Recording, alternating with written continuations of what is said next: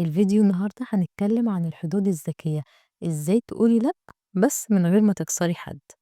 عايزة أقولك إن في بنات طيبين قوي بيتوبوا كتير كتير كتير عشان هم مش عارفين يقولوا لأ.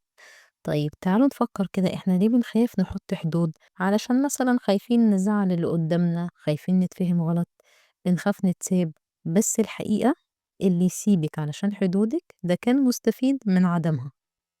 طيب في فرق كبير أوي ما بين إنِّك تكوني مؤدبة وإنِّك تكوني ضعيفة. الأدب احترام، أمّا الضعف تنازل. مثال، الأدب مثلًا تقولي إيه مش هاقدر دلوقتي، أمّا لو الضعف أو أنتِ ضعيفة تقولي ماشي، حاضر، مع إني تعبانة، اللي هو إيه بتتّكي على نفسِك وبتتنازلي عن حاجات أنتِ المفروض ما تعمليهاش، كده ضعف ده مش احترام ولا حُب.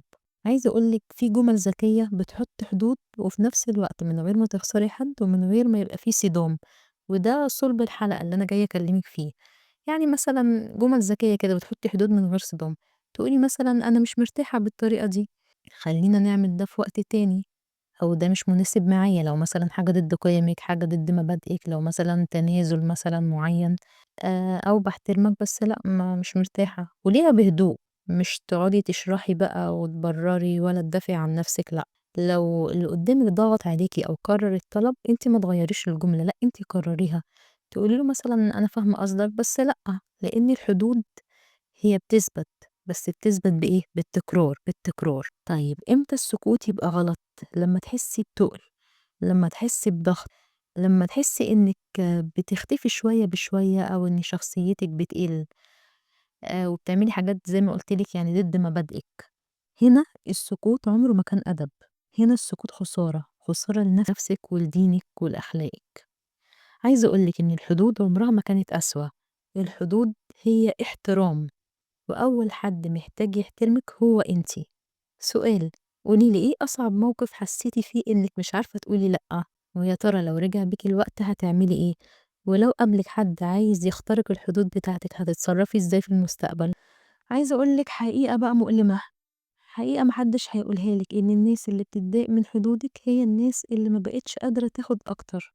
الغلط الشائع إنِّك لمّا تقولي لأ، بتحسّي إيه، إنِّك لازم تشرحي، لازم تبرّري، لازم تعتذري. لأ، أنتِ توضّحي حدودِك، بس الحدود عمرها ما كانت مرافعة. عايزة أقول لِك الجملة الأقوى بقى على الإطلاق تقولي أنا مش هاقدر أعمل ده، نقطة، من غير بقى ما تقولي علشان كذا أو لإني كذا أو لو سمحتِ مثلًا أنا مش هاقدر أعمل كذا عشان كذا، كذا، ده غلط. أنتِ تقولي أنا مش هاقدر أعمل ده، نقطة وتسكتي. لو اللي قدّامِك بقى حسّسِك بالذنب، قال لِك أنتِ اتغيّرتِ، ما بقيتيش تحبّيني، زمان ما كنتيش كده، تقولي مثلًا إيه، تسكتي كده وتقولي الرَد أنا نضجت مثلًا أو عملت الصح أو عرفت الصح، لكن مش تقعدي تبرّري بقى بإجابات طويلة.